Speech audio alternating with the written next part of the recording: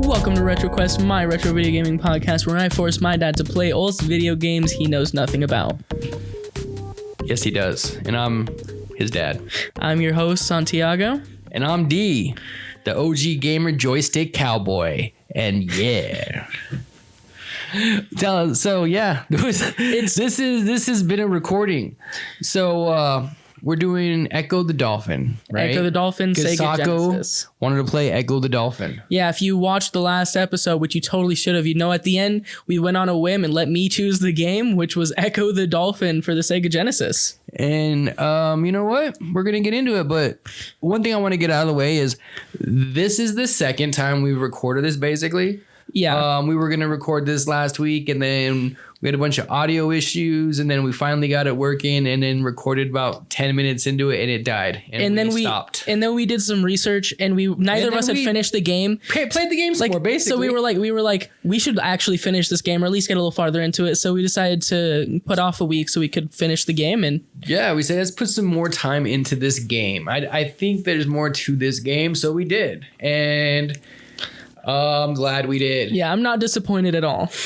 Ecco the fucking Dolphin. Who would have fucking thought? Ecco the Dolphin, dude. Yeah, it's more than what meets the eye, for sure. All right, so before we get into it, you got anything, any news, anything new you want to talk about? What you been doing all week?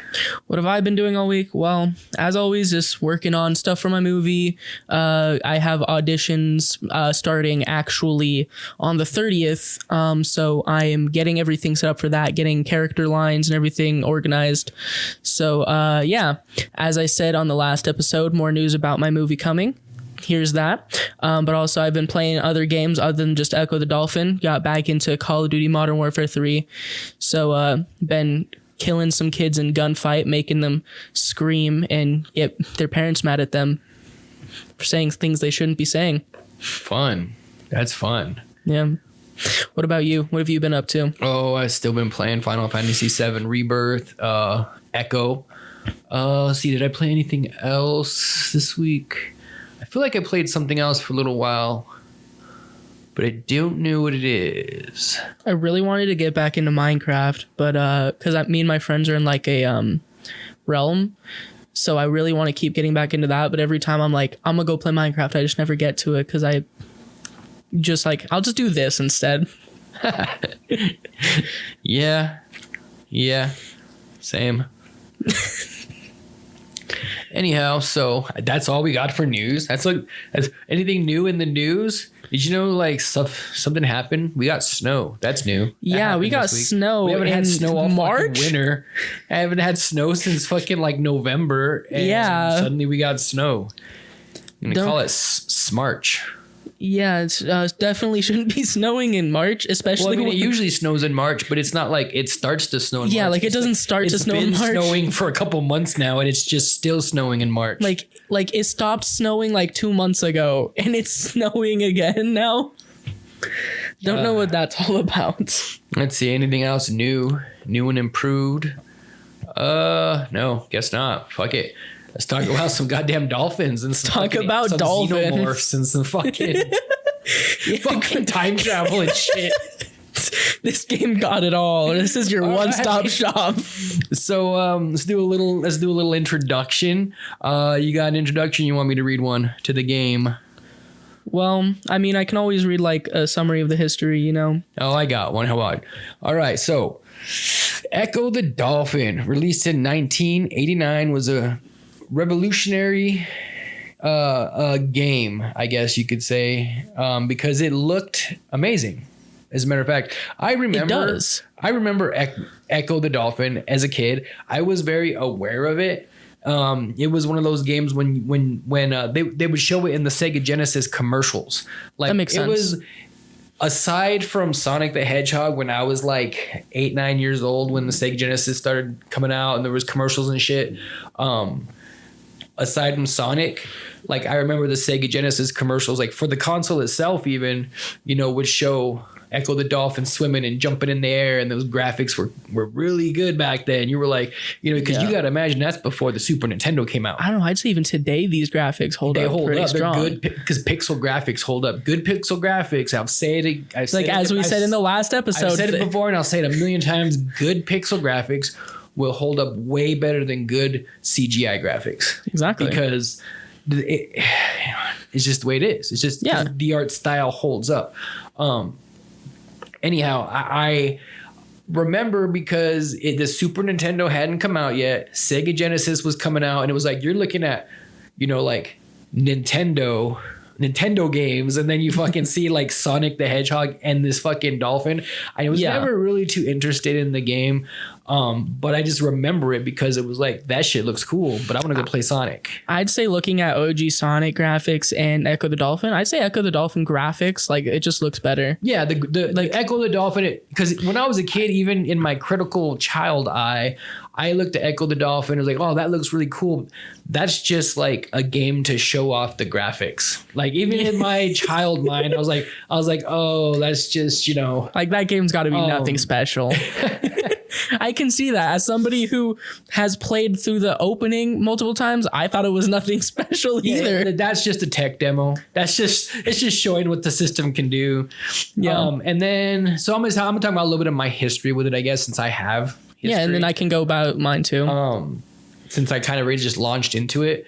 So I played Ecco a couple of times here and there. Maybe I was at a friend's house. Never more than a couple minutes because it never caught my eye. And then the only other time I put any time into it was, so back in the days when I was about your age, maybe like a little bit younger, they had this thing called the Sega Channel. Yeah. Do you know what the Sega Channel was? Wasn't it like those on the TV, there was like this thing? No, let me tell you. Okay. So it's super revolutionary. I tell you what it is now, and you're like, they had this in 1995, 96. You're gonna be like, holy shit. I think you're about to explain to me the exact thing I'm thinking of. I just don't know how to explain it. So it was like a device. It went inside your Sega Genesis, right? So it looked like a little cartridge. You stuck it in there, and then you hooked one of your cable lines into the back of it. Like the cable line that you'd go into the TV. Instead of going to the TV, you'd hook it into the back of the Sega Channel. And what it was is every month there was like a list of like 20 or 30 games that you could just download.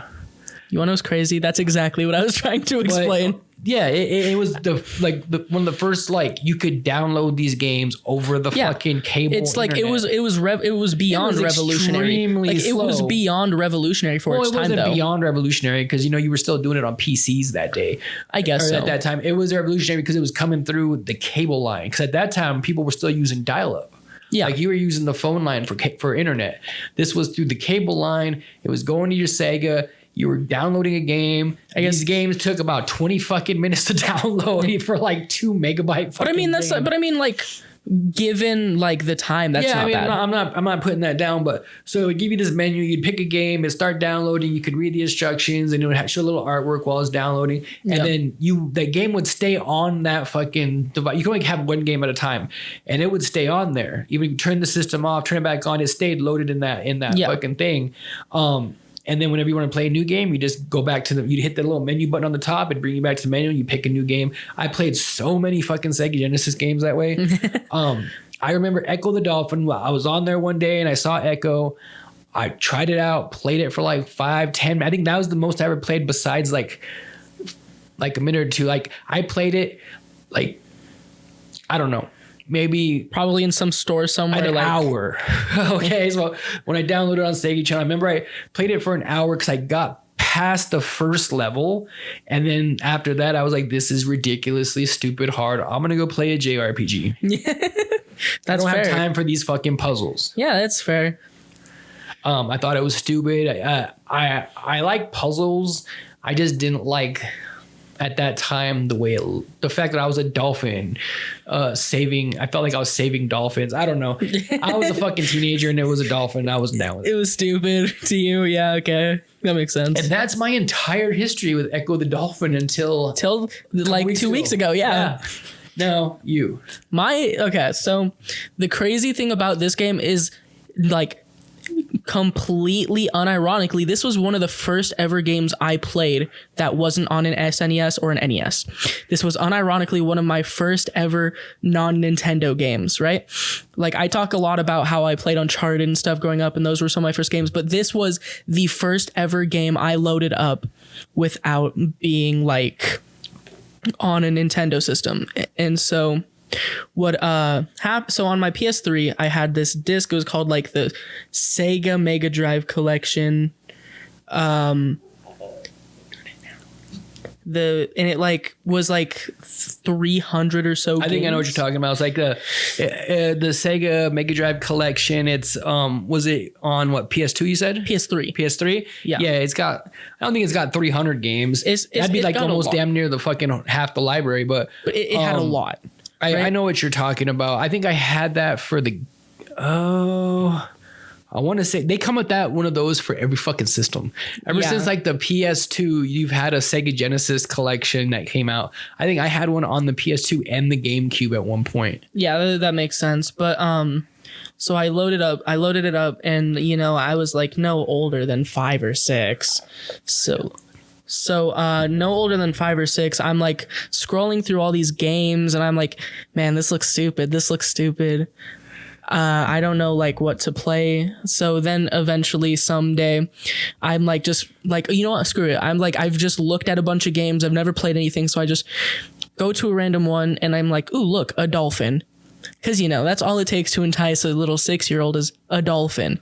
So I'm like, all right, let's boot up Ecco the Dolphin. So I've started playing Ecco the Dolphin, and I would spend every night after school, like I get home from my preschool, I'd throw my little bag on the couch, and I just sit down, start trying to figure out how to play this game. And I spent like 3 days on the opening sequence because I couldn't even get the game. Like I couldn't even get beyond the first level, like because I just didn't know what was going on, right? And then eventually I started learning how to talk to the other dolphins, right? So then I was like, oh, okay, see how high you can jump?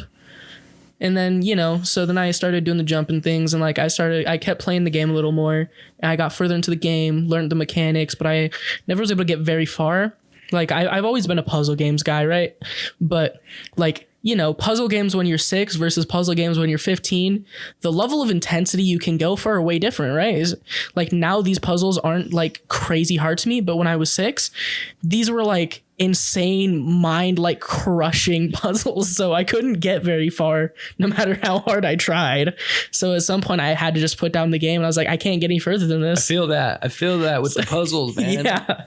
So at some point I just had to put it down, and I was like, this is the farthest I can take this. But so yeah, and I probably went like a year where I would just kept like playing this game. So I was probably like 7, almost 8 by the time like I gave up this game. And at some point, like there were bits and times like when I would play on my PS3, which wasn't for very long after I got a PS4. But when I was on my PS3, sometimes I'd just load up the Sega collection. I would try to, you know, see if I could do it, but I just never really could like get into the groove of it. So I would just always put it down and go play something else. I'd go play Altered Beast or or like just a normal PS3 game, like a normal kid. Or maybe, yeah, some Streets of Rage, maybe. Streets of Rage, oh yeah. Actually, good one too. Yeah. Golden Knight or whatever it's called. Golden Axe? Are you talking about Golden Axe? Golden Just call it Golden Knight? Golden, hey, look, as I said, I was like 6, okay? At least I remembered Golden. It's like medieval Streets of Rage, you know? That I agree with you, and that offends me all at the same time. Anyways, that's not what we're here to talk about. No. But now I feel like I want to. Like we should talk Streets of Rage with knights. It's medieval Streets of Rage. It's definitely not that. Like I mean, I know there's so much more to it, but that's like just like a funny way to put it. Streets of Rage is just Streets of Rage, like a beat 'em up, but like Golden Axe is like, well, yeah, it's so much like you got like knights, and there's like a little dwarf or something that you can beat up and get gold. Like you play as the dwarf. You can play as the dwarf. In between levels, there's like a little camp scene, and you can like you remember you played it, right? Yeah. That little fucking like elf or dwarf or something that tries to steal your money, and you beat the fucking shit out of it. I know what you're talking about. Anyhow, Ecco the Dolphin. Sega. let's start with my journey. Let's start with our journey of Ecco the Dolphin. So that first week we played, what did you really like? If we would have like sat down and did this podcast last Sunday like we had planned, what would your opinion of this game have been? I think it would have been very torn, because I'd be like, because you know, I was kind of stuck in the same spots that I had been when I was younger, because like I kept thinking of it the same way I always thought of it, like this should work this way, but it isn't. This just doesn't make sense. So I wasn't able to get very far. So I would have been very torn. I'm like, this is like a very interesting game, but it doesn't make a lot of sense. So I would have been like, I probably wouldn't have thought too highly of it, because it would just felt stupid and like just game bait where you can't even play it. Like it's just a game to be a game, like not to be fun. Right? I feel that. Like, yeah, that's kind of my opinion of the first week was going to be kind of a shit fucking. I didn't have much positive to say about it, aside from the fact that just maybe like it looked pretty. Yeah. The puzzles. When I first really put some time into it, I was like, oh, this is a puzzle game. I really didn't even realize that before. Yeah. I just thought the first level or so when I had played back in the day was just like a puzzle level. Because that's how games were. You'd have like a puzzle level, an action level, a fucking shoot 'em up level. It wasn't until although this game does provide its fair share of action too. Kind of. What, fucking running your nose into jellyfish? But I mean, like... But okay, but it's mainly a puzzle game. Yes, it is mainly a maze puzzle game. Not so much more maze than puzzle. Yeah. By far. And that's cool. And once I realized that, I was a little bit more open to it, but I still had a very good opinion of it by the time I'd only played it for a week. Yeah. And at that point, I only got to like the 4th level. Yeah. And I kept running out of fucking air. I couldn't figure out what to do. It took me so long to figure out that those little fucking starfish, you can like make them go to things.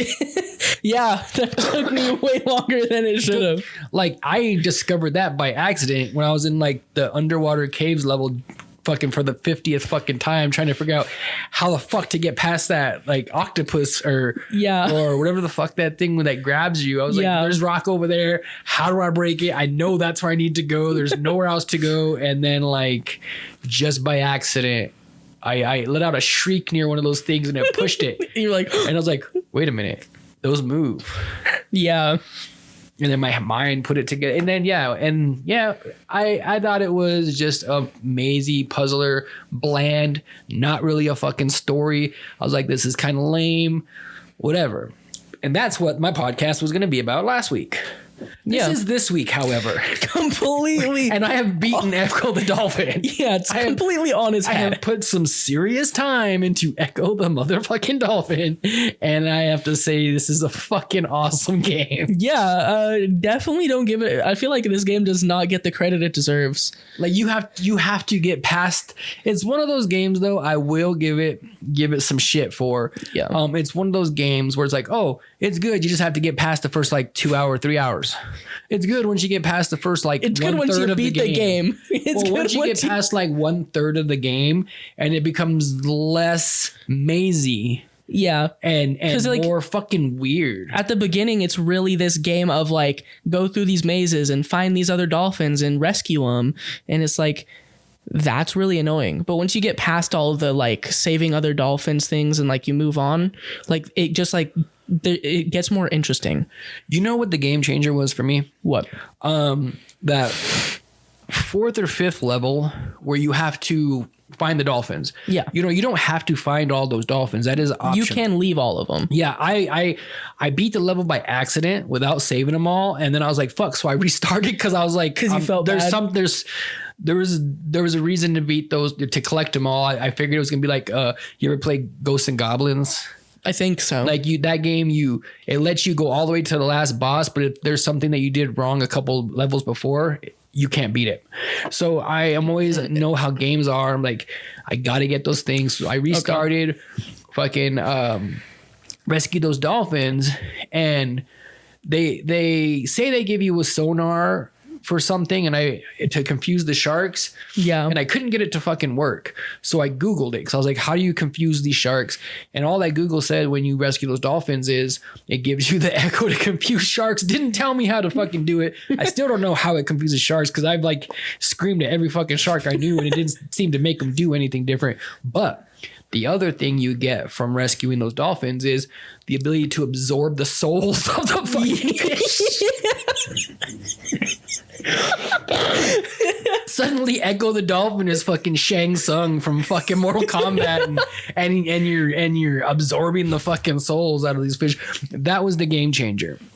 Because for the rest of the game, it's about it's less mazy and more puzzly of how do you get from point A to point B with only so much air. That's the main point after a certain. And I don't know if you ever noticed this because this was something I noticed, and this is kind of on par with that not rescuing all the dolphins thing. If you lose all your oxygen and all your health when you have a dolphin with you, Ecco dies and is replaced by the other dolphin that you are trying to rescue. Oh, I didn't notice that. I thought Ecco was like the chosen one dolphin. He had like a weird thing on his forehead. I mean, I guess maybe it's just the other dolphin dies and Ecco steals like their soul. That would, or Ecco's like fucking just steals like their demon fucking dolphin soul. Like his body deteriorates and his fucking soul just goes into the fucking closest dolphin next to him. Maybe like some sort of fucking and like you'll like dolphin symbiote. When you die, it goes like you get the other dolphin or dolphins if you have more, and then it'll refill all your health and oxygen. Ecco's not even a dolphin. Like Ecco's the spirit. Ecco's his soul. Like I guess keeps going from fucking. Well, if he's absorbed that many souls, he's got like soul magic. If you play really bad, you'll have gone through like 7 dolphins. You won't even he'll get to his family. He'll be like, "Who are you?" Right.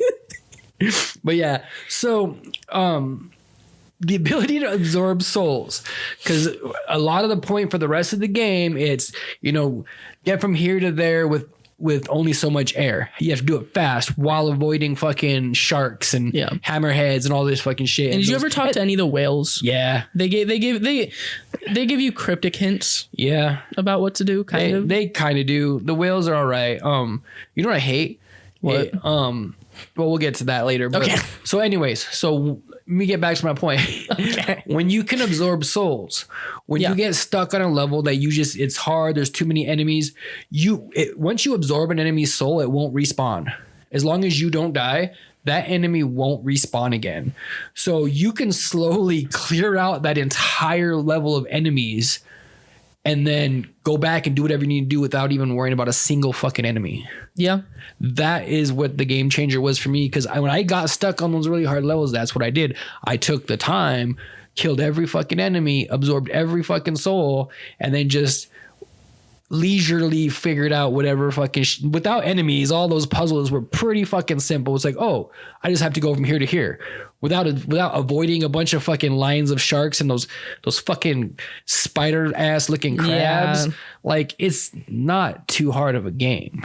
Like, without worrying about enemies, the health thing, I get. The air thing pisses me off. I get it. Dolphins. Yeah, dolphins breathe, but it pisses me off. I guess I like how you don't die instantly when you lose all your oxygen. You do have you start to lose your health, and losing your health is never cool. But whatever, you can go find oxygen and then get some more health back. I get a question for you. I never figured this out. So when you pause the menu, yes, in the top left corner, there's like a vertical line of blocks that are blue that are there when you pause the game. And I have no idea what they are because they're not your health or your. Oh, those are just like a pause button. Like how it's just like they're just two parallel lines of blocks. It's like it's supposed to be funny. Oh, it's It's like a pause symbol. Yep, like it's a pause symbel. It's just supposed to be funny. Okay, all right. Well, how did I know that? Went over my fucking head. How did I get that and you didn't? I was way overthinking. I was like, oh my god, those are special abilities. How do I use those? How do those doing combinations like it's fucking Mortal Kombat trying to fucking. You were trying to make your dolphin do a AAA combo. He fucking absorbs souls. It's halfway to Mortal Kombat as it is. I guess so. That's funny. You really thought it was like something. I was like, what are these for? I kept Googling it and nothing ever fucking came up. So I stopped. You're like, I'm the only one who's ever noticed this. I'm so special. I even changed ROMs because I couldn't find a fucking an answer for it. I really couldn't. And so I did a different ROM and it was there and I was like, oh, okay, I don't know what this is. I'm just gonna pretend it doesn't exist. That's just funny. Live with the fact that I don't know what that symbol means. That is so funny to me because it's like that's a thing that would make more sense for you to understand it and to go over my head. Well, I guess. I don't know. That's things and stuff. It's the same symbol they used when I was your age and you use them today. Yeah, but I definitely see it a lot less. I was thinking more like superpowers. You're thinking like, oh, that's a pause sign. Well, because it makes sense. You pause the game and it's a pause symbol. All right. So, absorbing souls, the game changed. Yeah, for sure. I guess I never really thought of it that same way. I did notice that enemies would go away, but I never thought of it as the same way. I did realize before then, whenever I killed an enemy, it would just end up spawning back in. I did notice that, but I guess I didn't think too far into that. That was one of those things where I was like, oh, this is just a cool what's it called? Quality of life thing. So you didn't put two and two together that if you absorb their souls, they didn't respawn. You just thought oh, these guys didn't show back up. Well, I knew I understood that for some reason now when I was killing them, at some point that realization came to me, but I didn't think of it as absorbing souls. I thought oh, it's just quality of life. The game's getting harder. So they're throwing in little things to make it feel easier. You have to actively absorb that soul, and the timing can be fucking tricky sometimes. Yeah. If you don't press that B button at the right time, it won't let you absorb that soul. If you hold the button down too long, you can't absorb it. If you press it too late, you can't absorb it. I guess I'm a button masher. I don't know. You have to hold it though. If you mash it and just press it, it doesn't work either. I missed some souls sometimes just because I fucking couldn't absorb them in time. My time. You really you don't get anything though from absorbing them, except for them not spawning back in. So yeah, but that's a pretty big thing. Yeah, but if you miss a few, then you're fine. Yeah, but if you're the way these levels are designed, you're gonna be going back and forth through this in fucking level so many times that it makes it so much easier just to absorb the souls. Well, yeah, why would you not do that? Because I'm bossing, I guess. So I guess let's talk about the graphics. We did kind of already. Yeah. They are really crisp. Yeah. The sound also is really nice. It's very early 90s. The music isn't great. I'm saying the sound. Okay, the sound. Yeah. For a Sega Genesis, quality pretty good. Yeah. The music itself, dude, there was 2 tracks that I was okay. The rest of them, I was the monotonous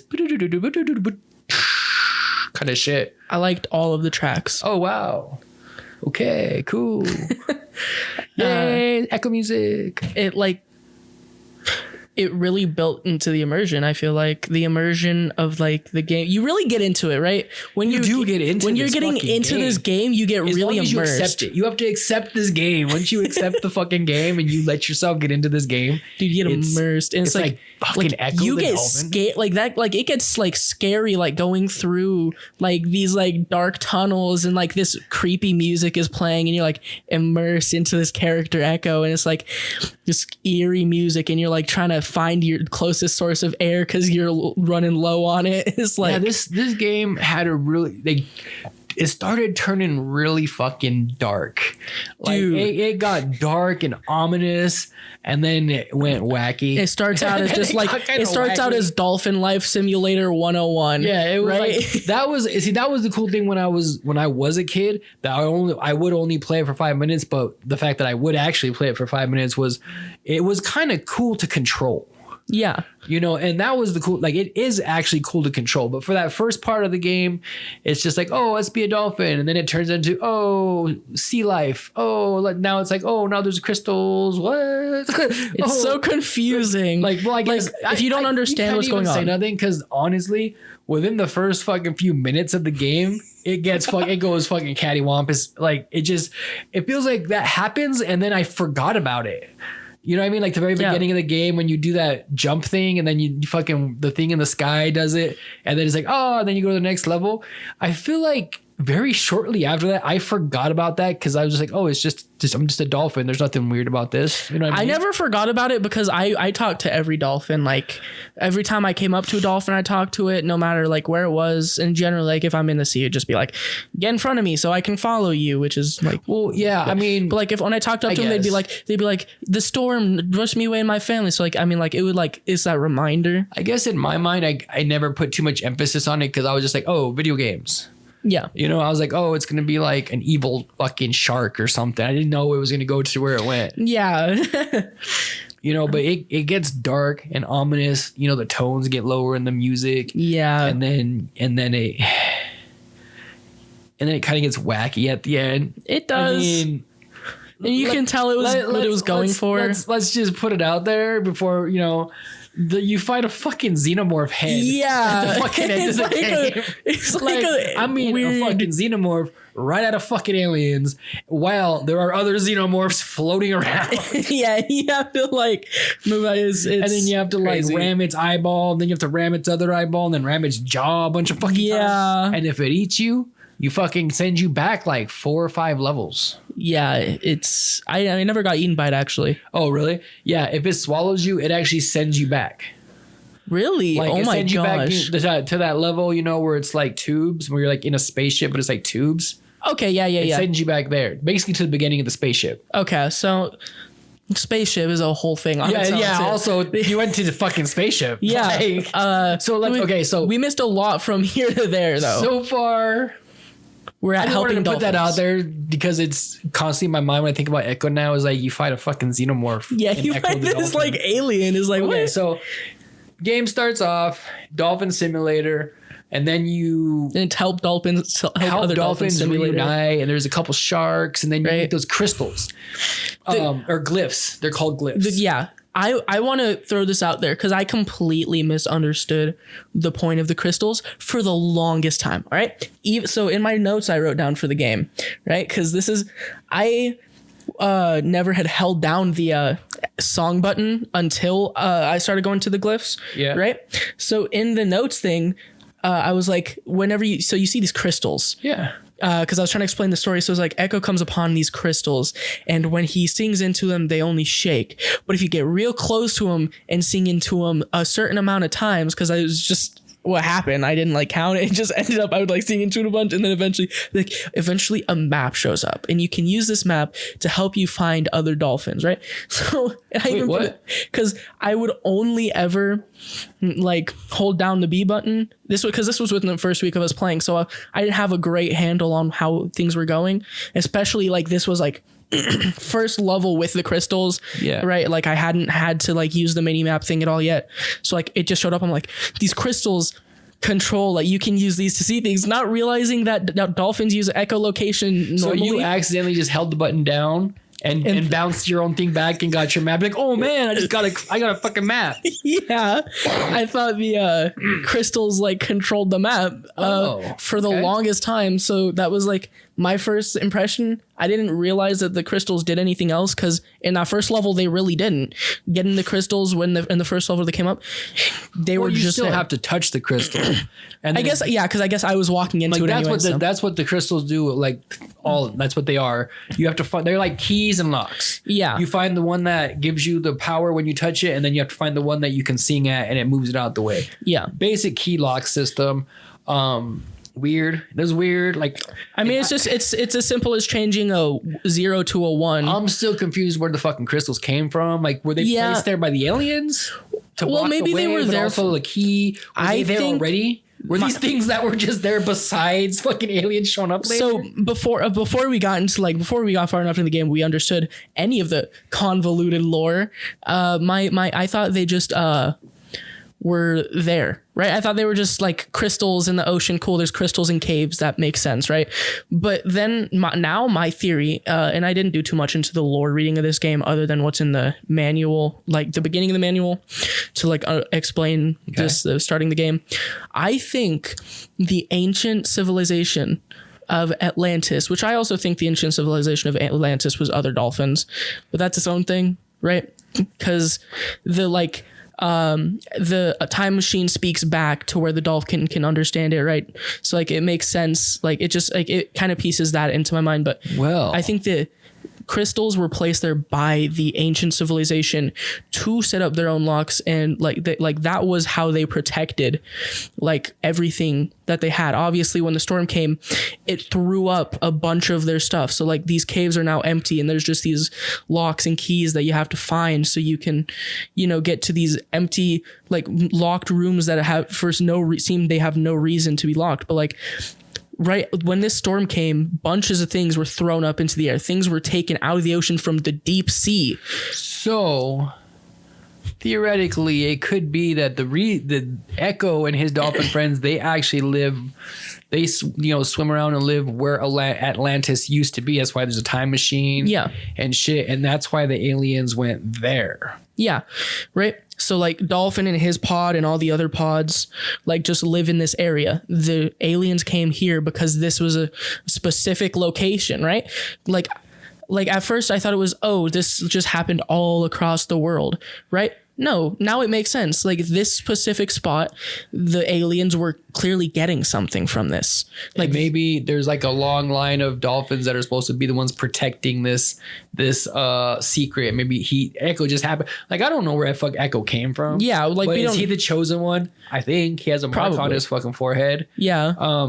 So maybe he comes from some sort of genealogical fucking magical dolphin descendant from Poseidon. But also like if you do, but Poseidon's locked up in Area 51, so that doesn't matter. But like I think Echo does descend from the ancient dolphins because the time travel machine specifically can call him out.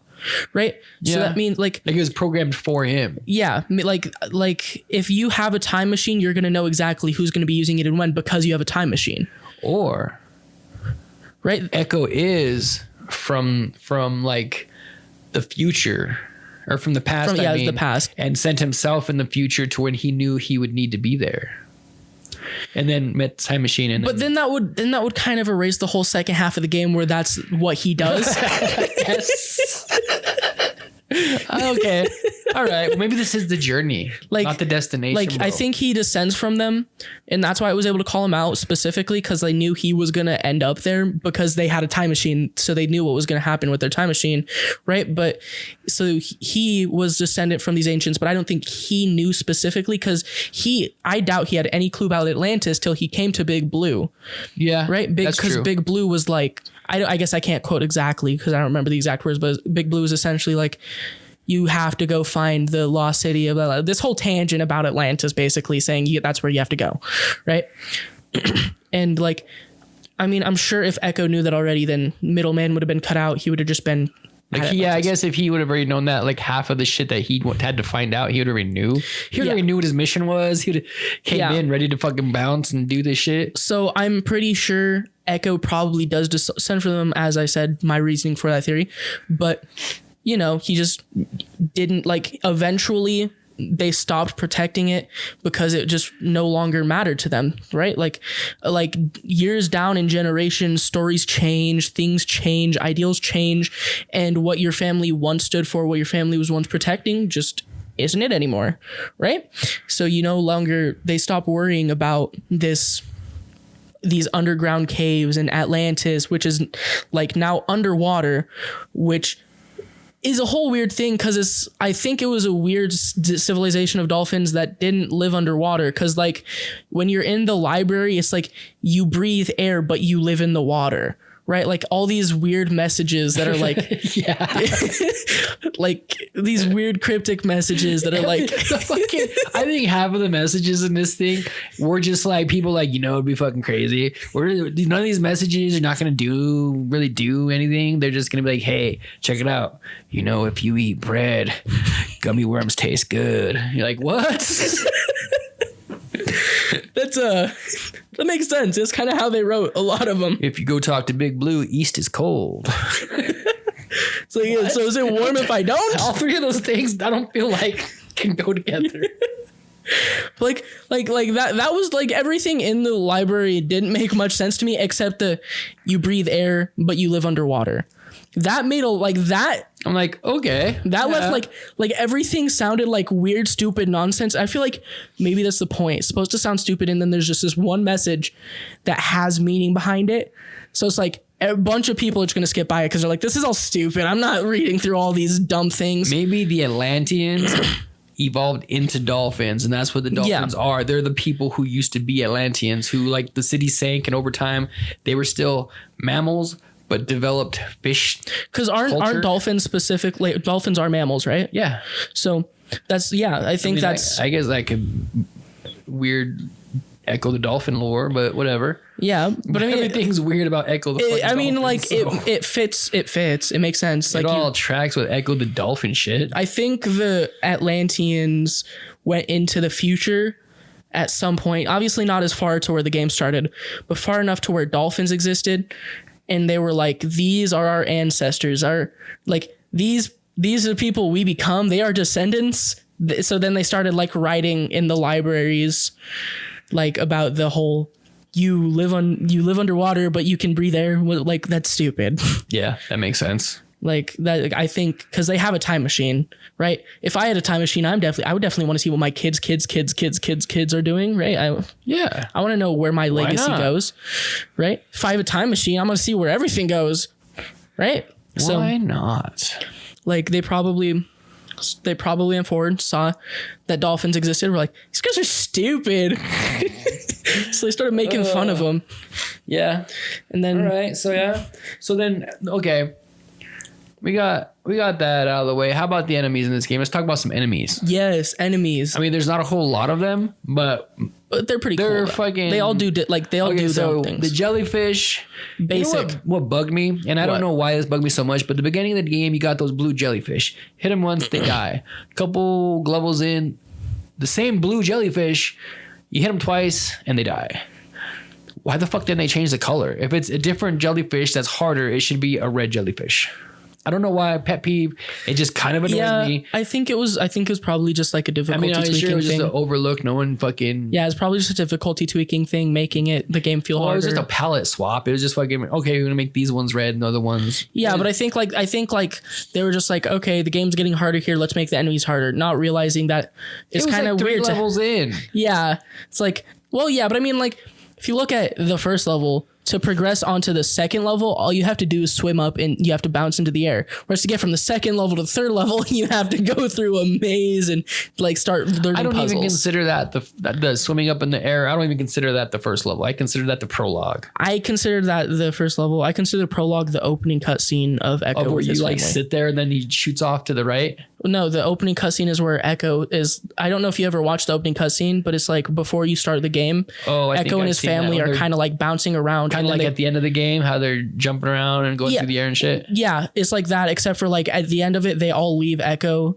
And then Echo just kind of sits there for a second and then they come back and get him and he swims off with them. And then it goes to like the title that would card. Be the prologue.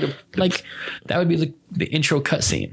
Yeah, but I think there's meaning that I spent time trying to decipher. I think I want to say I think you look too much into this game, but I feel like there's a lot in this game that like you can look into. And every time I looked into something, I'm like, oh, there was something about that. Everything I looked into was just stupid. Okay, all right, well, to each his own. So the enemies, you got the fucking jellyfish, which are stupid. Then you get after that, you're introduced to the like sharks. First, you get the sharks, right? After the jellyfish. I think so. There's the jellyfish, the shark, and then the sharks. And then after the sharks, then there's those little red crabs that will rush at you randomly. And then those, what are the octopus? Yeah, the octopus. No, the octopus are shown before sharks, actually. Okay, yeah. So those octopus, those are... I get the idea behind them. Like I get the cool, like the mechanic idea is cool. I just feel like slow. I just feel like it's the execution. You have to like you have to just kind of float, like barely tap that D-pad like every couple seconds, because you'll slowly just kind of float in whatever direction. I like that physics engine of like there's inertia. Yeah, like, even when you stop, you'll kind of drift. Like, I feel like that's an issue with a lot of like these early console games. It's like they don't think of that shit. Yeah, they don't think of that. Like this, I feel like the physics here are more realistic than a lot of like the games of its time, right? Like the dashing. Like when you hit if you're really close to something and you dash into it, you'll take damage. Yeah. That hurt, right? Like even if it's not something that you normally would take damage from hitting, you're really close to something, you dash into it, blunt object, you take damage. Like, boom, you got hurt. Right? Like lots of like it takes into account just things that people weren't thinking of. Like those areas where it's got like those spikes and there's like a roof right above and there's just a little bit of area. If you just slowly go through that, you're going to get fucking hit. You're going to scrape the bottom of your belly. But if you just get to right where it's at and then rush through it, your body gets straighter and you just, like the fucking eye of a needle, dude. It's like, fucking cool. It's so weird how they think of like those things, right? Yeah. Like anyway, back to the enemies. So you get the octopus, which is an asshole because you have to sneak by him. Suddenly it's fucking a stealth game. Yeah. And then after those, you're introduced to those crab monsters. And then I hate those fucking crabs, but you get introduced to those shortly after you get that ability to absorb souls. Yeah. So I get rid of those first shot every time I see one. And then after that is stingrays, or is it those spider stingrays? Yes, it's the stingrays. Stingrays don't bug me at all. No, they don't really hurt you very much. You can get rid of them with 2 hits, and they're usually just swimming in like one direction. Yeah, and they're kind of slow, so you can kind of come up behind them, hit them. Yeah, and they're like not out for you. They're kind of just doing their own thing. Like, well, I mean, you can creep up behind them, hit them, wait for a couple of seconds for their iframes to go away, and then hit them again. Yeah, and then boom, absorb their soul. They're pretty easy. What I hate in this fucking game is the fucking crabs that look like spiders. Because they're big and they fucking come at different angles. That's and they're assholes. I'll give you that one. That's a fair hate. And then we after we introduce, I just say that's all the enemies till we go back into.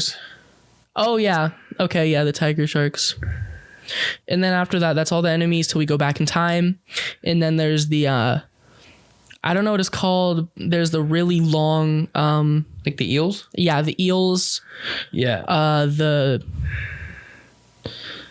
trying to remember what else there was in like when you go back in time to the dinosaur ages. Which was weird because like you go back to the dinosaur ages only to go back to Atlantis to go back to the future. Yeah. It's a real roundabout way. He's got to grab that knowledge, man. I guess library. So. Yeah, I guess so. But it's just like, it's just like he overshot it, went too far back. Yeah, I think that was an accident. I don't think he meant to go that far back. But he worked with it. He did. He rolled. He made it work. Yep. And then, but it's weird. So like, then my question is, where does the time travel machine put you? Because I mean, clearly Echo wasn't alive when there were dinosaurs around, right? Like it puts him where he was, like where he physically was with his family when he goes back in time to like before the storm happened, right? I guess. So it doesn't send him back to the time machine. So how does the time machine know where to send him when he goes back into a time where he didn't exist? I'm sure whoever built it made it that way. I guess so, but like he didn't exist, right? So his matter is out there somewhere in this ocean. Odds are wherever he just spawned in was not where his matter was because it's spread out. Like this is like speaking of when dinosaurs were around and when Ecco the Dolphin probably takes place, at least a couple thousand years between them. Million probably, bro. Yeah, like so like his matter is probably on the opposite ends of the world right now, right? Because matter, just comes together. Like why? Are you breaking down the like logic of Ecco the fucking Dolphin? Yes, because you fight xenomorphs later. Okay, but like and the xenomorph spits jellyfish out of his mouth for some fucking reason. I was like, are these jellyfish? Have they been like fucking Metroids this whole fucking time? This whole time. That was my legit thought when I got to that last boss and he's spewing fucking jellyfish. I was like, fuck, are those Metroids? Were those supposed to be Metroids this whole time? Now I'm looking at all the other fucking enemies like, what were those supposed to be? That's funny. Okay, that makes sense. I don't know. I feel like most of the things though in this game have a logic behind them, right? Yeah. So like I guess like I just like wanted to break down like why did Echo like there has to be a reason Echo ended up exactly where he ended up, right? Because that's the way it was made. Whoever made those time machine knew what was going to happen. That's why they put things where they put them. And they said, okay, at this point in time, I'm sure it's from somewhere in the future, someone came back and set all this shit up. Yeah. So they knew probably that, okay, Echo. It probably was Echo. It was probably like, okay, at this time, I'm going to need to be teleported to this place so that I can get to this place.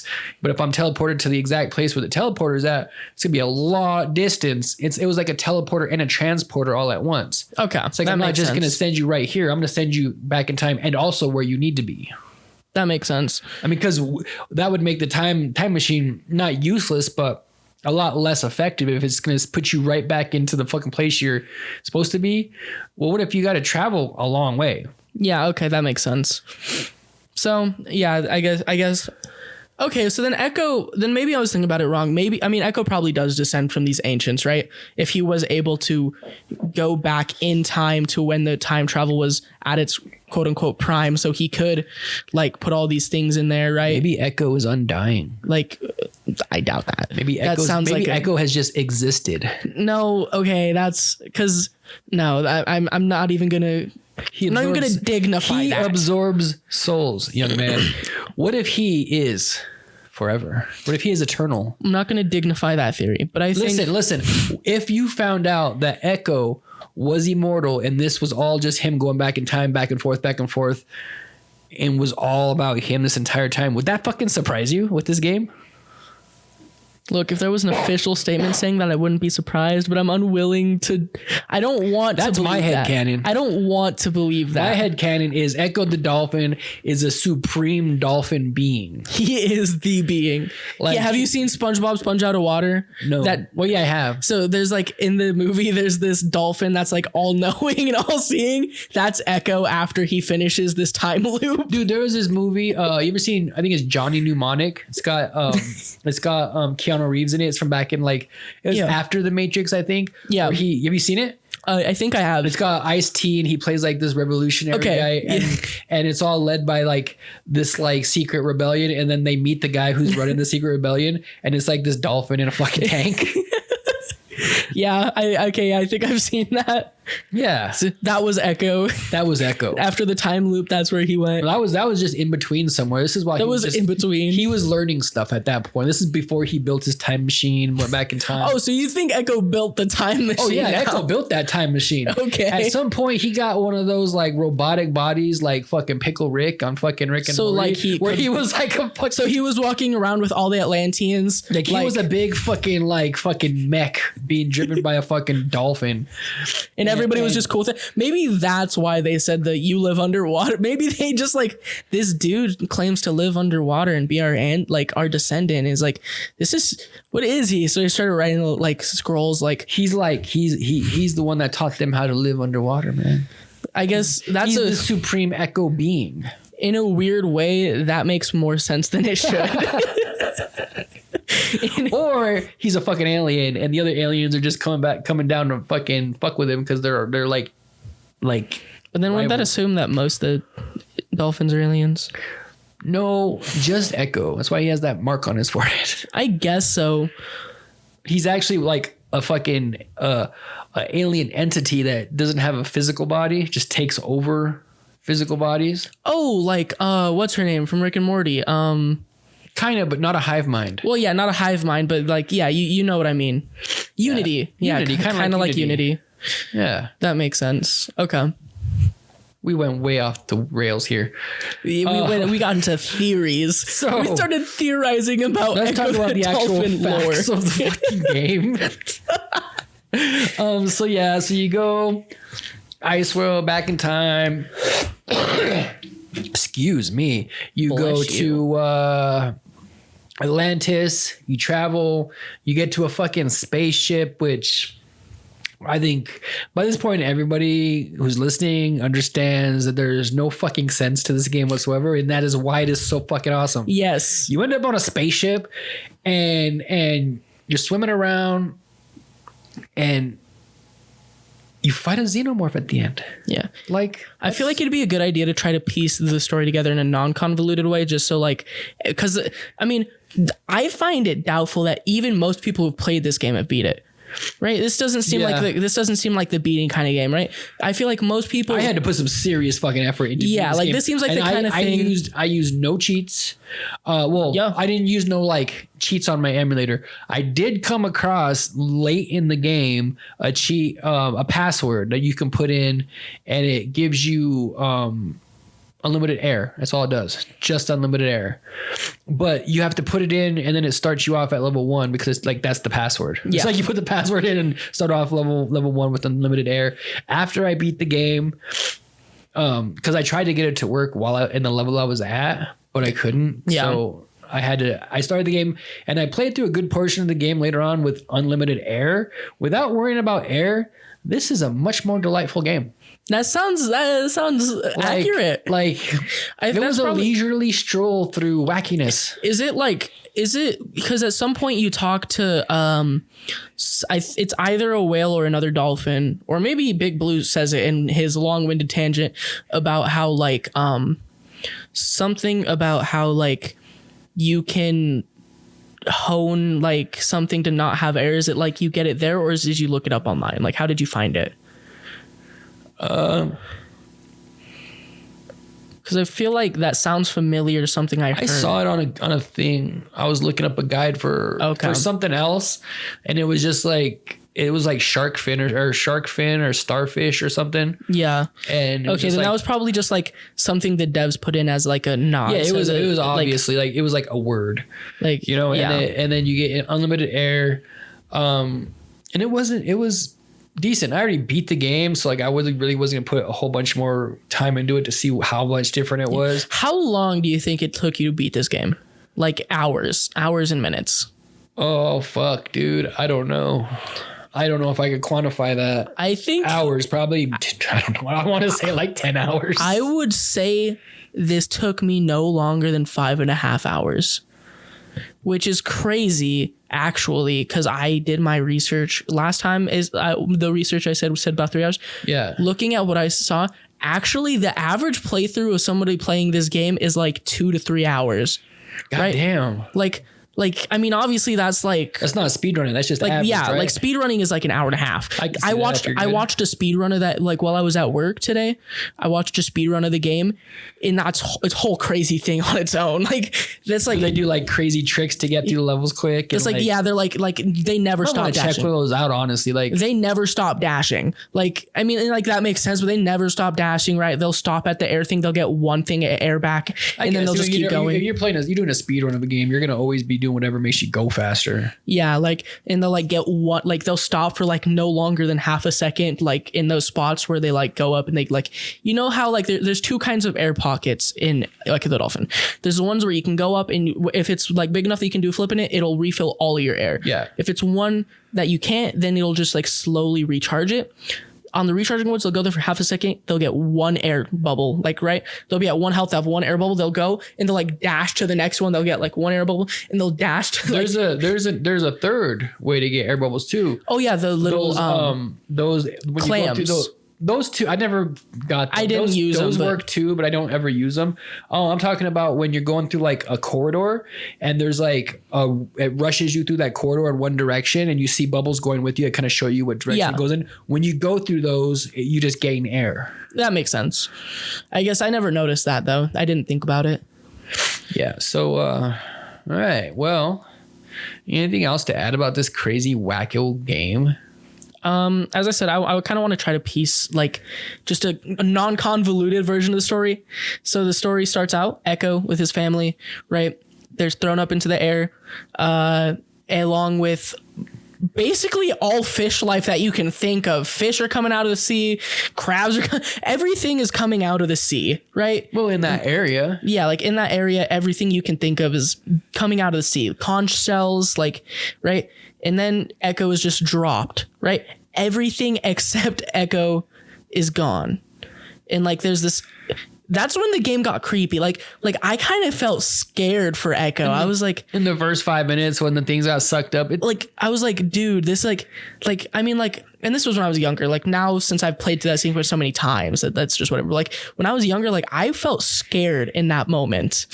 like because I was like 6, right? Leave me alone. I was like 6. Okay. So like my emotions were very easily influenced by some dark lighting and scary music. That wasn't even dark. That was just like some video game shit. And like scary music, right? Did you get scared of Kamek in fucking Super Mario World when he would like shoot something with his wand and it'd get all monstrous? You're so funny. But so then he kind of goes and he leaves. Every level ends through going through a vent, so I'm not gonna like quantify it as he just goes through this like little vent thing. He goes to the next level, which is just clearly another part of the sea. He finds another dolphin who clearly just went through the same thing, except for at least he got his family back. They just got trapped underwater. So Echo's family got stolen. And this dude's family just got trapped. And for some reason, I remember like thinking back on it, I could have sworn that if you weren't quick enough, the dolphins would drown. So you had to like get all of them quickly. But that's like, as I played through it, I went pretty fucking slow. Yeah. Like as I played through it again, like I was like, that's not a thing. What made me think that? Like I could have sworn that was a mechanic, but I guess it wasn't.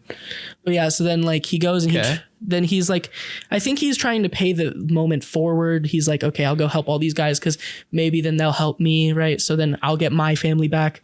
And then so he goes, he helps some more guys and he gets trapped in these underwater vents. He has to go through these. He's like stuck underwater. He's talking to whales, trying to find his way out, like figure out what he needs to do. These whales keep telling him these cryptic like things and hints, like go talk to Big Blue. Big Blue knows what you're looking for. So then eventually he makes it through all these mazes and there's just this big blue whale, just like at least 8 times his size, if not more. Yeah. Just like is like. And then this big blue whale is even more cryptic than the other whales were.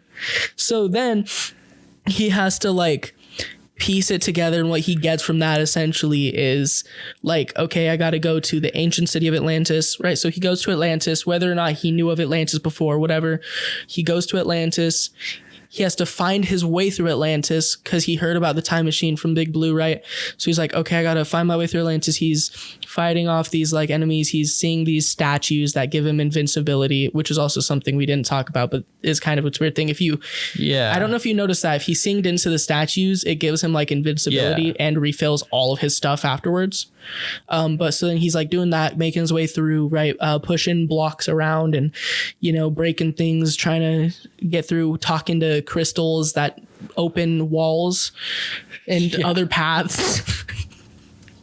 And he ends up in the time machine to where he is sent back to the prehistoric ages. And he has to call on a pteranodon to lift him from the air and move him to other parts, to where he calls on the same pteranodon to move him somewhere else. Yes. And then eventually he finds his way back to Atlantis after not too much happening in the prehistoric ages. For some reason. Then he goes back to the time machine, gets in it, right? Reactivates it, and he spawns back with his family. Back when the story first starts, he's with his family, hanging out, right? It's just a normal day in their lives. But now he knows something more than he did at the start, I guess, somehow. And so then he knows his mission. He has to see how high he can fly, as his friend puts it. So he flies into the air and everything is sucked up. But this time, he isn't left away from his family. No, he knows he knows the secret. The aliens can't let that be. They can't let the secret get out, right? They can't have this dolphin who knows everything going and telling all the other dolphins exactly what just happened, right? So now they have to take Echo. So Echo goes up through the corridors of the spaceship, right? And he's avoiding these weird things and like trying not to get electrocuted, which I don't know how there's electricity underwater. Yeah, electricity. But whatever. We're gonna ignore that. It's just like Ninja Turtles, whatever. Whatever. It works for what it's trying to be. So who cares? But so then he gets up through the spaceship, goes through this not even maze, just weird. Like it's a relatively straightforward corridor because there's only one path you can go. It's just the way the screen moves that makes it feel like a maze. Yeah. So you're like you'll get stuck behind a wall if you aren't and I don't know what happens because I never had that happen to me getting stuck behind a wall, but I feel bad for whoever did because I don't know what happens. Yeah. You just lose. I never did, so I don't know. Maybe it's like this. I'm sure you die. Yeah, probably just die and then get sent back to the corridor thing. But so then you get through that and you stumble upon this room with this big alien head inside of it. Like literally from Alien. Like literally a xenomorph head. With also xenomorphs floating around somehow. Unironically just a xenomorph head with other xenomorphs floating around. But then all you have to do is shoot your Echo at the fucking other xenomorphs. Yeah, and then they break into half and go away. And and then he fights off this alien dude, breaks off his jaw, to which he regrows a new one. Like 5 fucking times. Like 5 times. And then you have to start hitting his upper part of his mouth. The upper part of his mouth, which his grill. Yeah, it's like you I don't know. Then he dies. And that's where the story ends. And then cut to fucking Echo with his family. Yeah. And you're like, so how did he get back to Earth? How did he get back to Earth? How did how did everybody else get back to fucking Earth?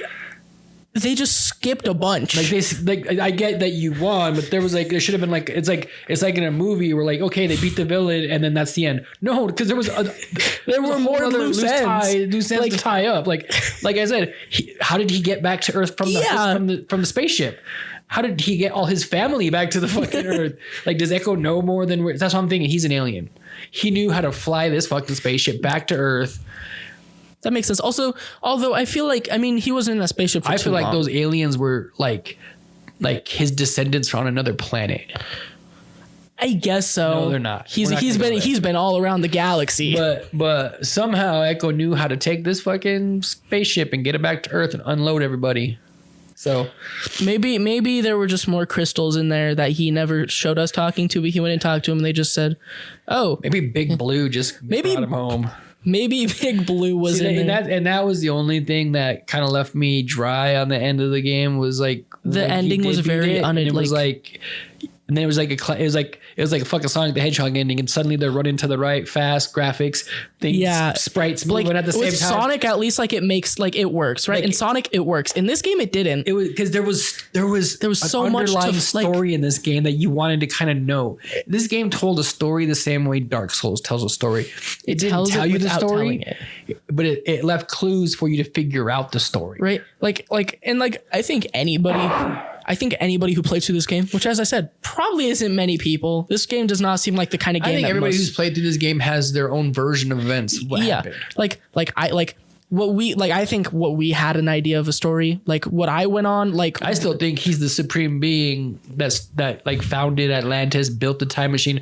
I think he even built the alien spaceship. And I still believe that it's just he's the chosen one because he's the descendants of these people. And I feel like your story's more cool and it's more edgy and it feels more oh, look at Echo. He's so but I think he's just a dolphin with a birthmark. Yeah. All right. Well, we're running kind of long. So you got anything else to say about the game? No, I think my opinion, besides my exact rating on a scale of 1 to this is 32. So if you wanted to summarize this game up to someone's hey, what's Echo about? What would you tell them in 10 seconds? What's Ecco the Dolphin about? So Ecco the Dolphin is just this weird psychological horror game where you play as a dolphin who knows everything yet has to figure it all out at the same time and go through stupid puzzles. Same. That's what I would say. Yeah, it is weird. It's weird that It's a weird psychological horror. Like, it's weird that this game can be. It's weird that this game can be defined as psychological horror. You ever played Dredge?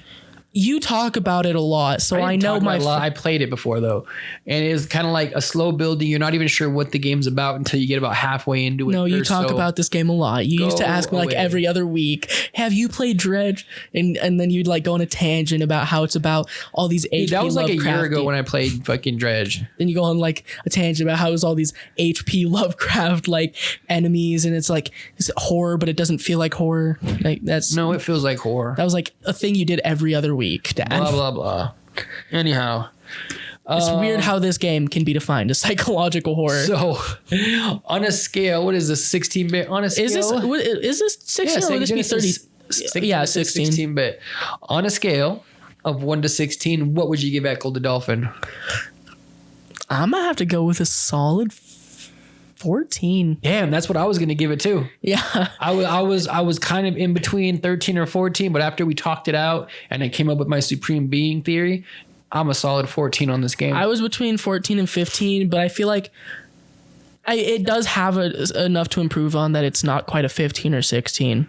So 14, but like it's really good, right? Like I think if we look back at a week ago and we would have recorded this, it wouldn't have got higher than a 10. If I would have not played the second half of this game, or I don't even think it would have not even the 8. second half, like I only played the first like 4, 5, 6 levels last week. And it's like what, 27? Yeah. So my opinion changed drastically. And I'll say if anybody's gonna play this game, try to at least get past get to like the ice levels. Yeah.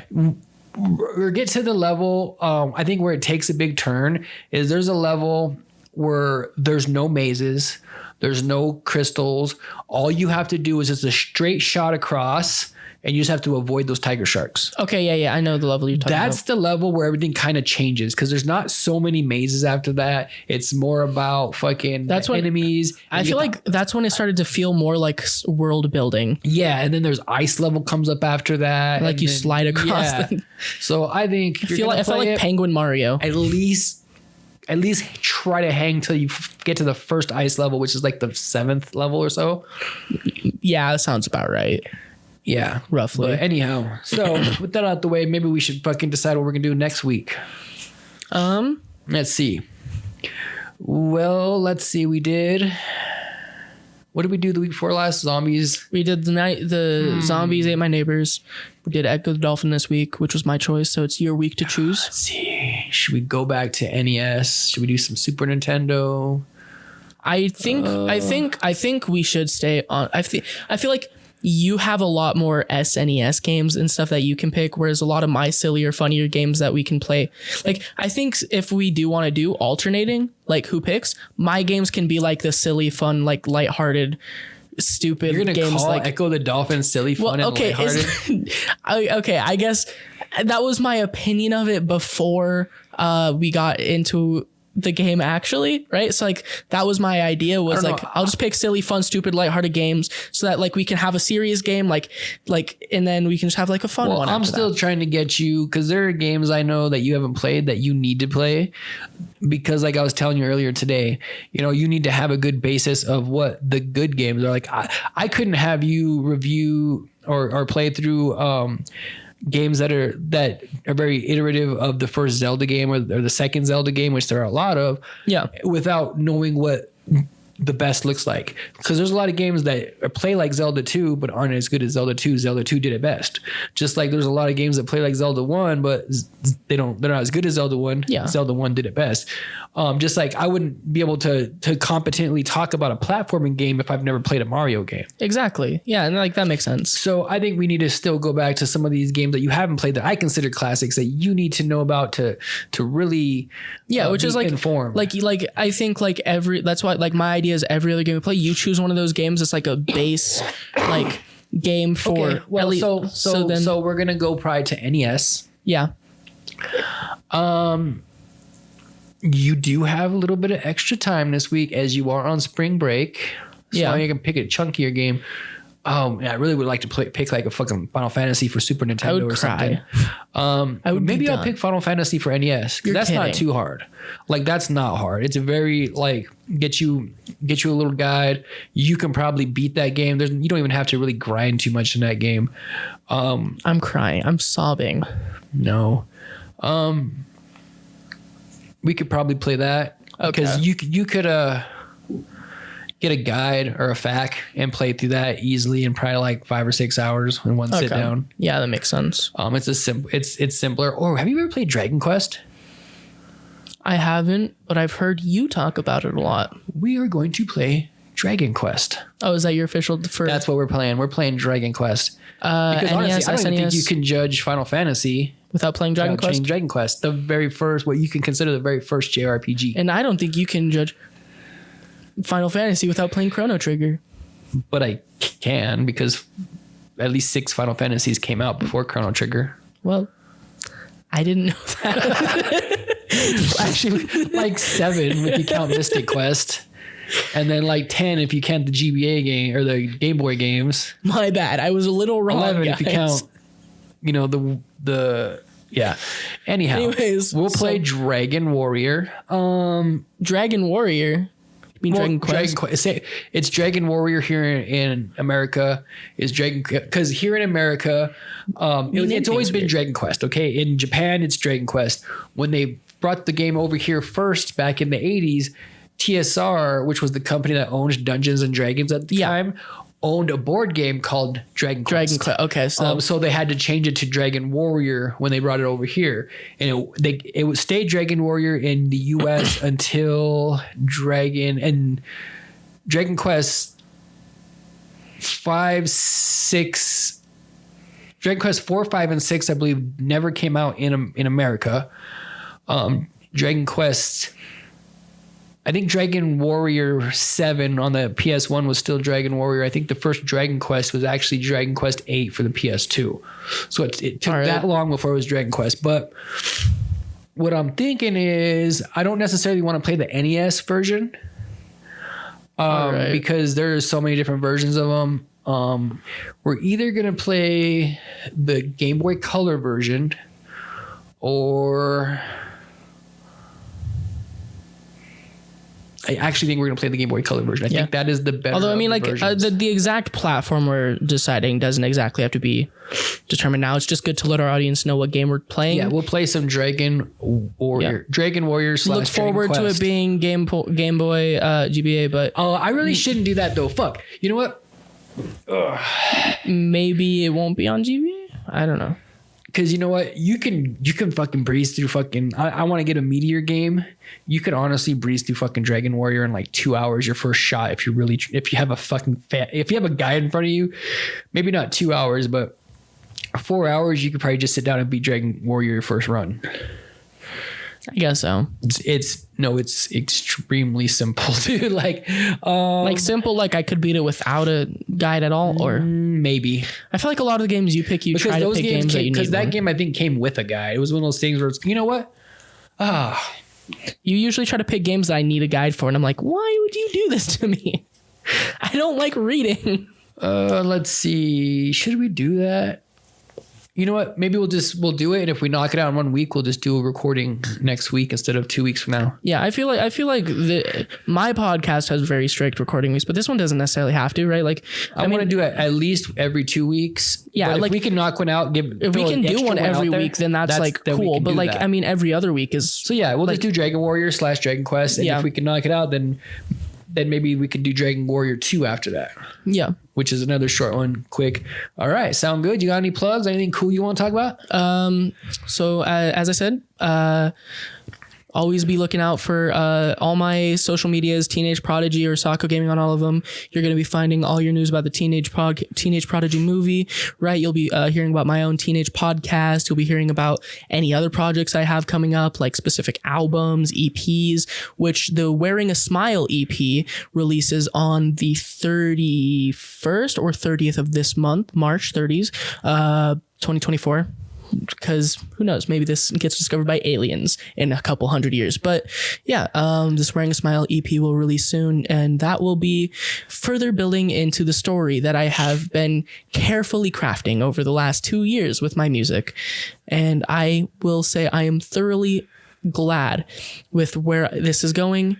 And also catch me streaming games like Uncharted on Twitch at Sako Gaming Bozo, because my original Sako Gaming got banned, so now I can't have any account under just Sako Gaming.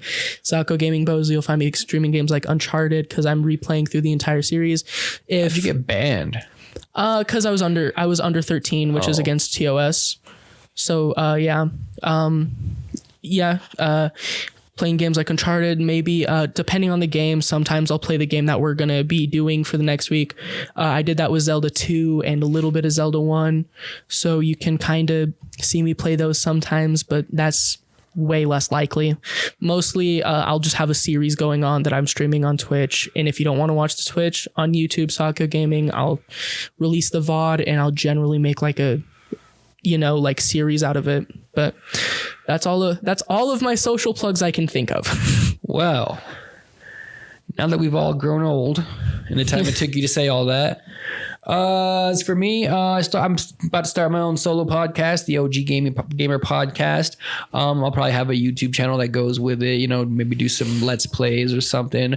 I may be starting back up my Joystick Cowboy channel for some stuff too. Watch out for collaborations. But that's all stuff that hasn't happened yet, so we won't really talk about it, but stay tuned. You can find all of our socials and links in our link tree in the description. You can find us on YouTube at RetroQuest Podcast. All one word. You can catch us on Spotify, it's Twitter, RetroQuest. All RetroQuest. You can find anywhere you can find us. That's where you're going to find us. All right? Yeah. So for Sako, this is D saying so long. That was pretty good, right? Yeah, that was like an hour and a half. God damn, bro.